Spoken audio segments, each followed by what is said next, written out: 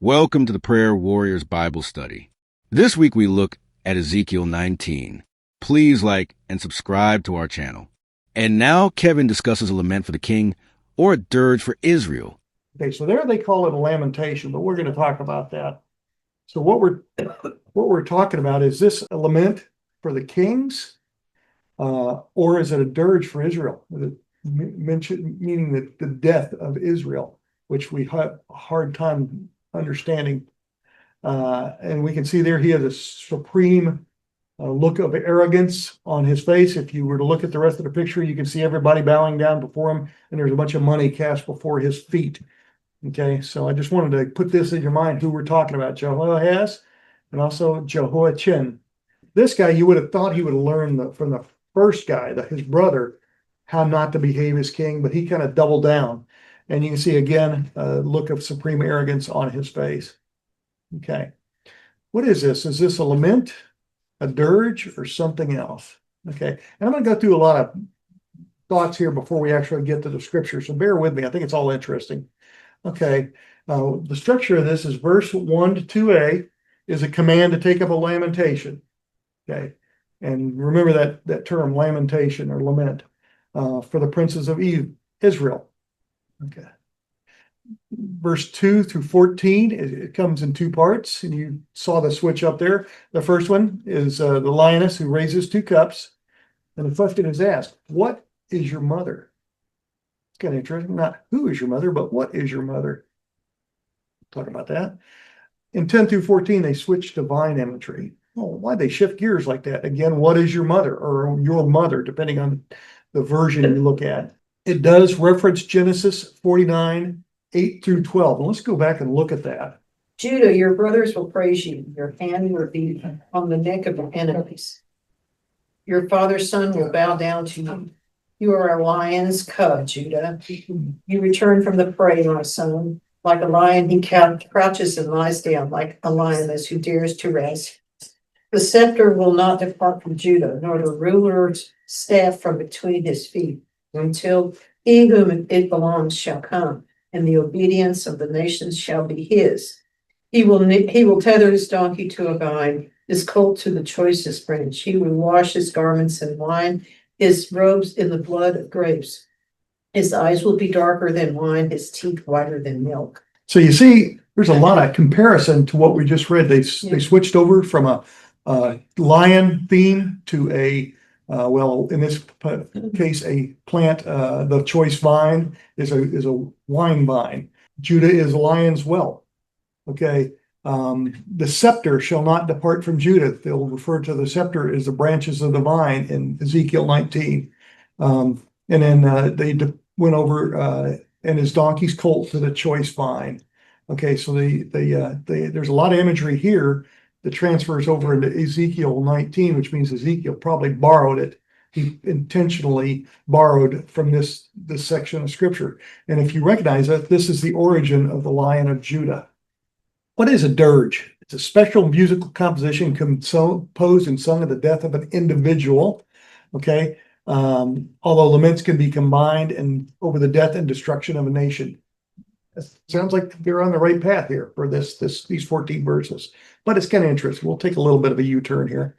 Okay, it's usually compared of pairs of lines, which is called a distichus for those of you who care for that kind of detail, and it's usually in 3/2 or 2/2 meter. Okay, laments typically open with an expression of grief. This chapter does not open with an expression of grief. Okay, that's our first clue that this may not be a total lament. Okay, it's usually directed to the deceased, sometimes directly to the corpse. Okay, and we have a 2 Samuel 1:26. I think we have time to read that if somebody wants to look it up. I grieve for you, Jonathan, my brother. You were very dear to me. Your love for me was wonderful, more wonderful than that of women. Okay, that was David, right? Yeah. Okay, so that gives you a good idea of a lament, and he's directing it toward the corpse of his brother. Okay, they tend to follow once and now schemes, which means they mention the glories of the past versus what's happening in the current situation. And I'll walk you through one of those here pretty quick. Okay, example, Lamentations 1:1. Anybody want to find that and read it to us? How deserted lies the city, once so full of people. How like a widow is she, who once was great among the nations. She who was queen among the provinces has now become a slave. They were glorious, now they're slaves. Okay. Okay, and this is an example of a once now scheme compared to what Ezekiel 19 is. Okay, verse 7, the lions that once roared is now silent. The vine that was once watered and whose branches reached up to the clouds is now transplanted to the desert and bereft of all its strong branches. When you hear branches in this, think scepters of rulers. Is this really a lament or a dirge? Okay. Think about this. I'm going to ask a question here. Is Ezekiel intending to mourn the death of an individual or a nation? Nation. Nation. A nation. But he's also going to, It he's starts out as prophesying the princes. departure of two kings, right?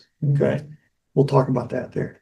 It's really hard when you read the visual imagery and you don't know what it says yet. Is the aim of this dirge similar to that of Lamentations? Not really. It has some of the elements. Okay. Ezekiel's audience probably wouldn't have perceived this as an actual dirge because 586 BC has not happened yet. It's very shortly going to happen. Okay, when Jehoiachin gets taken, that's going to happen. Then they might look back and go, yeah, maybe that was intended as a prophecy of a dirge. Okay, here's the best answer, and there's two best answers really, but I looked at all the commentaries and picked this one out. The best answer: Ezekiel has created a parody from an undecipherable Greek word, and I tried to, but it means singing a song in a different style. And he does this because he can do a parody and he probably won't get in trouble with the kings, right? So it's indecipherable who he's talking about, but the people probably can figure it out. You'll notice that in this chapter, it doesn't start out like I spoke to God and here's what he wants me to tell you.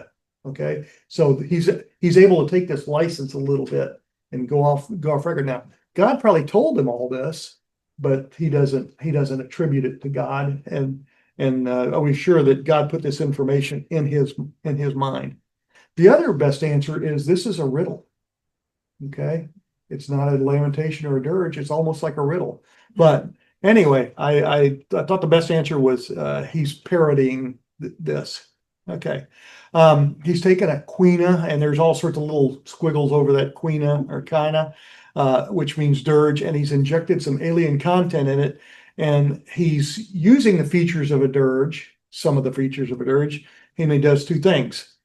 Okay, he's parodying the kings of Judah with two audiences in mind. Okay, he's mocking the kings themselves, and he's announcing the judgment of Israel and Judah and the imminent end of the Davidic line. Okay, that's pretty traumatic for Israel, the end of the Davidic line. And you'll notice in verse 1, he refers to them as the princes of Israel. He doesn't refer to them as kings, although they both will be kings when these things happen to them. Why is he doing that? Well, it's kind of an old term for when there were princes of the different tribes. It's almost a pejorative by not calling him a king. He's not giving them the respect they're due. Okay, so that's kind of interesting. So the second thing he's trying to do, the second audience he's trying to reach, he deliberately undermines the false hopes and aspirations of the Judean people who are his fellow exiles, are going to be very shortly. What do I mean by that? They think because David, somebody from the line of David sits on the throne, they have divine protection. Okay, that's going to be pulled away pretty darn quick. Okay, so in 2 Samuel 7, Yahweh made an eternal covenant with David. We don't need to read that, but if you'd like to read it while we're talking, that's fine. Okay, so Ezekiel now demolishes this false theological belief. He's saying, like, yeah, God can make a covenant, but we have a part of that covenant we have to keep too. Yeah. And the kings aren't keeping it. Okay, so heretofore, as a result of this prophecy, Yahweh's covenant with the Davidic line or with David is suspended. Okay, and I hope the people that were listening saw this, but they got to know something bad's coming. So if we go back and read 18, 10 through 13, a rationalization for Yahweh suspending the covenant. Somebody were to read 10 through 13. Suppose he has a violent son who sheds blood or does any of these other things, though the father has done none of them. He eats at the mountain shrines. He defiles his neighbor's wife. He oppresses the poor and needy. He commits robbery. He does not return what he took in pledge.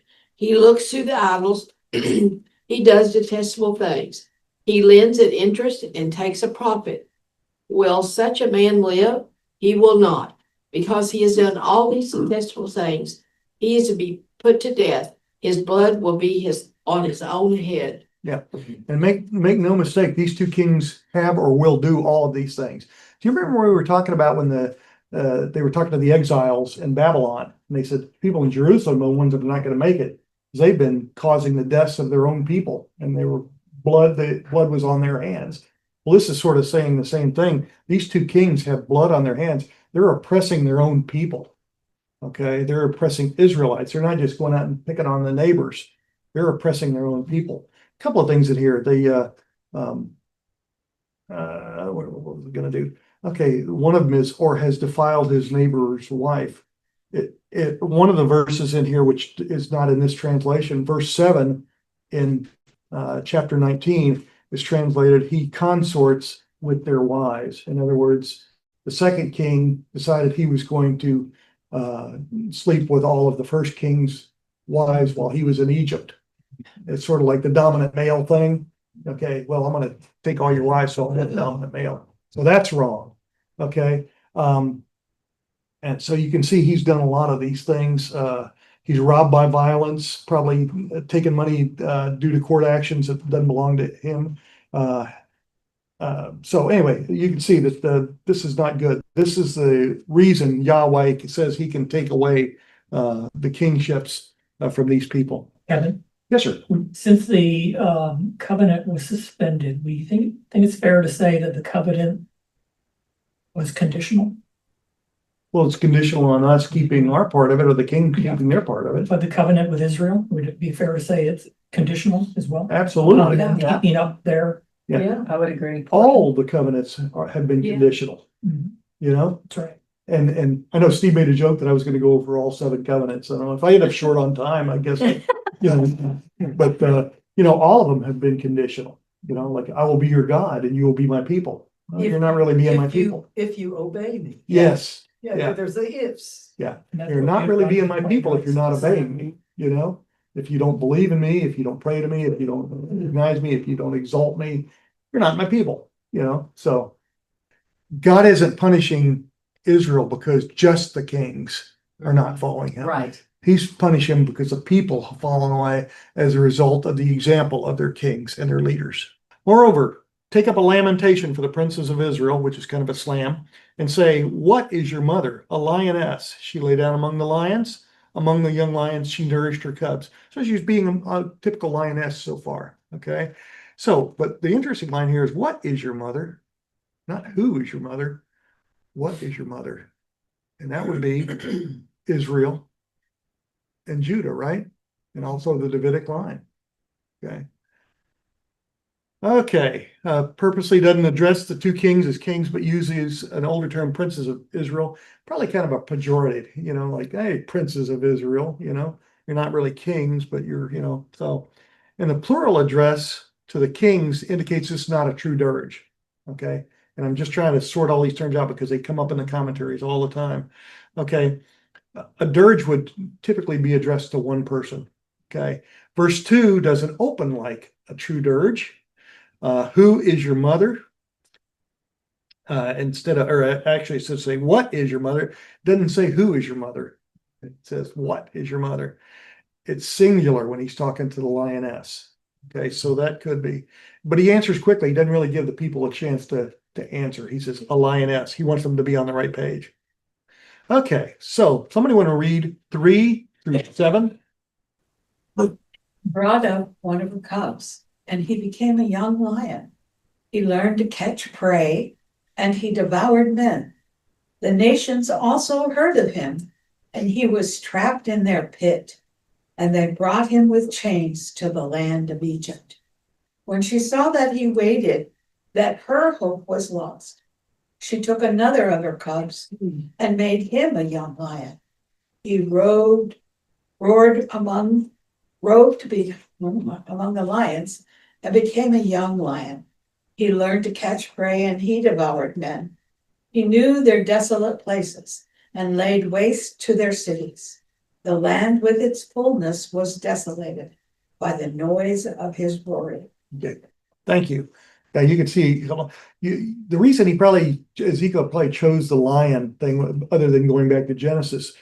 These people would have seen a lot of times lions captured, Persian and Asian lions captured, and so he uses the imagery of nets and hooks and pits and snaring something. So and when they say they put hooks through them or whatever, they probably were manacled by hands and neck like this when they were taken back into Egypt and Babylon. But he wanted to use some imagery that says these people are hunted, they're captured, and they're taken like wild animals back to where they are. Verse 7, and some versions say he consorted with their wives, meaning the first king or the second king or second cub consorted with the wives of the first king or first cub when he was taken to Egypt. They're really kind of a snaky thing to do, just terrible. So, but it also says he laid waste to their cities, and the land with its fullness was desolated. He wasn't doing the Israelites any favors. He was treating them terribly, and he was just being a pompous jerk, really. Okay. Normally, lions are mentioned in the Bible without reference to their sex, but he specifically picks out a lioness and a cub, so he can represent Israel/Judah and the kings. Okay. So he's referring to the lioness and the cubs. In verses 2b to 4, the lioness is behaving naturally. In other words, Israel and Judah is doing what comes naturally and nurturing their cubs, bringing up kings. Okay. In verse 3, she elevates one of her cubs and he learns to capture prey. That's normal. What's not normal is he develops a taste later on for human flesh. Okay. And one of the reasons this is a good image, predatory habits of lions were well known, and they serve as a common figure for human action in the Old Testament. I'll give you some examples here. The psalmists refer to enemies as ravaging lions. Okay. The prophets refer to lions as invading armies. And I want somebody to read Nahum 2:12 through 13. It's a description of the Assyrian assault. And Nahum is one of the minor prophets, so it should be a little farther along than things. So if somebody can find that, and I'll go to the next point, and then when you get ready, just tell me and we'll go. So, because it's a really good pictorial of lions. Okay. The lion killed enough for his cubs and strangled the prey for his mate, filling their lairs with the kill and his dens with prey. I am against you, declares the Lord Almighty. I will burn up your chariots in smoke, and the sword will devour your young lions. I will leave you no prey on the earth, and the voices of your messengers will no longer be heard. Okay. So that's a description of the Assyrian attack. Okay. So, both of Ezekiel's lions, their cubs, develop a taste for human flesh. Okay. Jehoahaz, the first cub, proves to be such a threat to the region. His neighbors gang up on him, capture him, and take him to Egypt. Okay. Which is probably a relief to the Judeans. Yeah, Okay. is developed a taste for human flesh. Is that literal? Or? Yeah. Well, no, he didn't eat human flesh, but he liked to kill people. And unfortunately, many of them were Judeans. Okay. So he was probably doing some peripheral wars with his neighbors too. That's probably what got Egypt's and Babylon's attention. They're going like, this guy, if we let him go, he's going to get out of hand. So let's go in and get him before he gets out of hand and he attacks us. Okay. So that's probably the way it happened. But you remember we talked about several weeks ago that when the Babylonians, he saw the vision in the temple, and they realized the Babylonians were the ones that were being put aside to be saved because the people in Jerusalem were being slaughtered by their own people. So that's part of the taste for blood. They were dying because their leadership was administering false court claims, killing people and hurting people. So it's more metaphoric, I think, with the taste for human flesh, but he's causing the deaths of people that are innocent. Okay. The second cub, verse 5-7, she realizes, the mother lioness realizes her first cub is gone to Egypt and is not coming back. So Israel elevates another king, and you would think he would learn, but boy, he doubles down. He's worse than the first one. A matter of fact, I think I remember somewhere, is Jehoiachin considered the worst king, or is there another one? I think he's a good candidate for the worst king. Let's put it that way. Again, he devours humans. He strutted among the lions. He established his lordship over the pride. In other words, he's very arrogant. He laid waste to their cities. He's one of the agents of destruction for Judean cities. Okay, he consorted with his widows. He took over the wives of the previous dominant male, Jehoahaz. Okay, so the one that went to Egypt lost all his wives. Well, he's not coming back anyway. But okay, somebody want to read Ezekiel 19:8-9?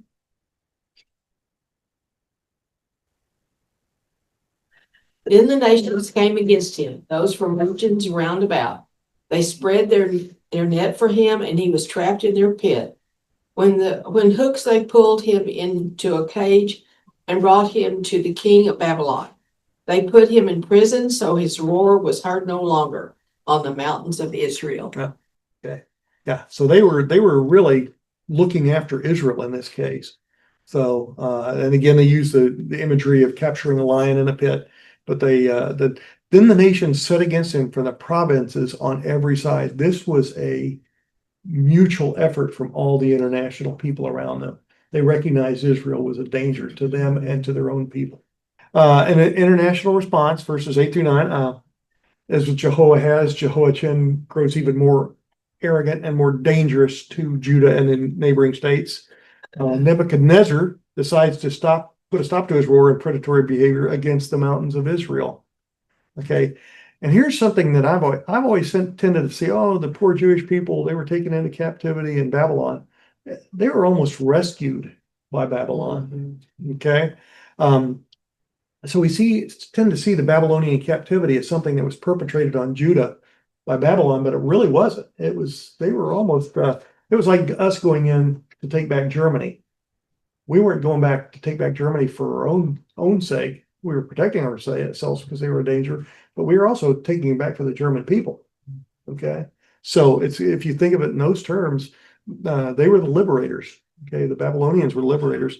Okay, but Babylon, again, is the instrument Yahweh uses to punish Israel or Judah for their lack of a true relationship with him. We know that he uses nations for that purpose. So I kind of made this point just now, but the surrounding nations are seen by the Judeans as liberators from the lion. Okay, they're from their own king. Okay, symbolic significance of the lion in Israel. Okay, Ezekiel just kind of drops all this on people and doesn't explain it. I don't know if you caught that from your reading of it, but if you would have, okay, I just told you 14 verses for things. Here's the explanation. Really doesn't. Okay. But we sorted it out because of commentators, and I'm sure they sorted it out among themselves. Okay. Lions are a common symbol of royalty in the Middle East. For Israel, it has a special meaning. Okay. Numbers 23 and 24 and 24:9. Balaam oracles, the nation itself, the nation of Israel itself, is compared to a lion. In Deuteronomy, Moses references the lion in blessing the tribe of Gad. And then Genesis 49, 8-9, which we've read already, Ezekiel's usage derives from Jacob's blessing of Judah. Yeah.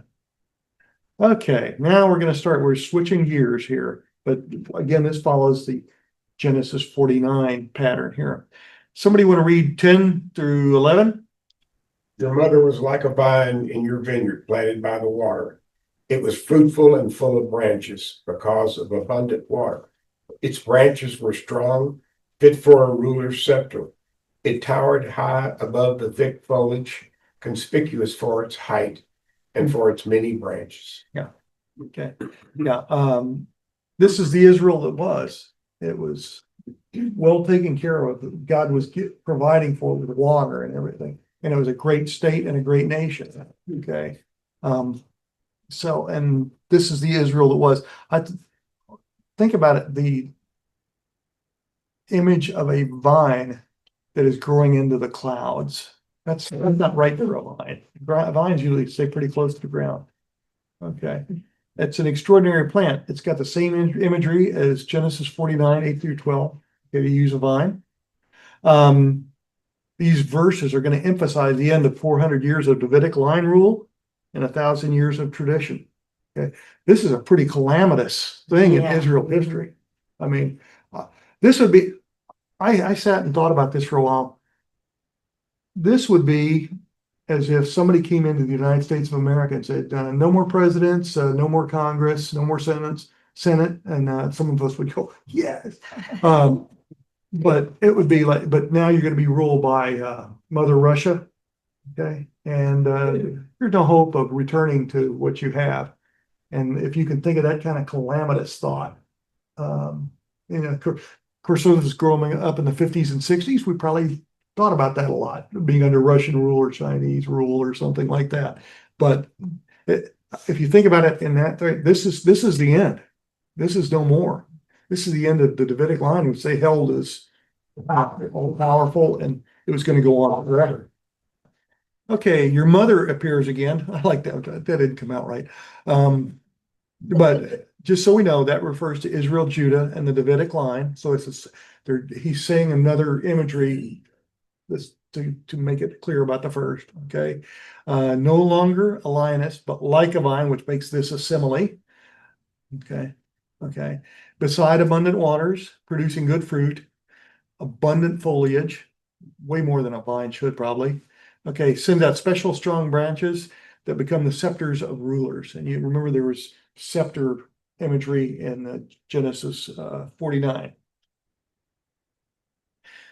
Crown grown into the clouds, visible for miles around. This is unusual for a vine. So this is something extraordinary. Okay, and in Ezekiel 19, 12 through 14, what Israel will become. Somebody want to read 12 through 14? But it was uprooted in fury and thrown to the ground. The east wind made it shrivel. It was stripped of its fruit, its strong branches withered, and fire consumed them. Now it is planted in the desert in a dry and thirsty land. Fire spread from one of its main branches and consumed its fruit. No strong branch is left on it, fit for a ruler's scepter. This is a lament and is to be used as a lament. Okay.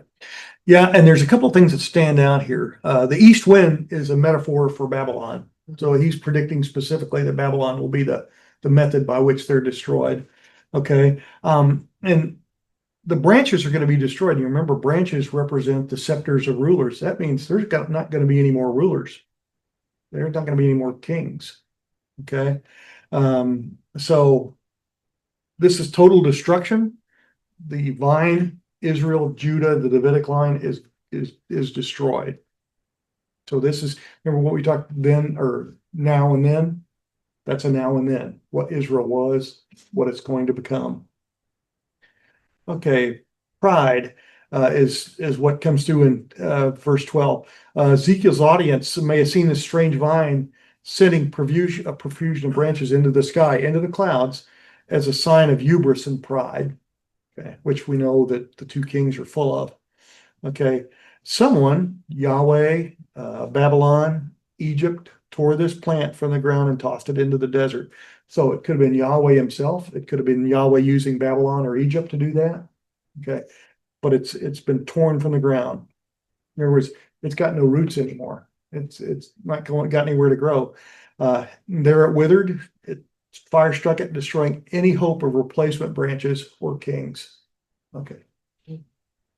The vine, Israel, Judah, assumed a role as a producer, abandoned her role as a producer of grapes. Remember, we talked about the vine producing grapes. That's new believers and Christians and people who serve God.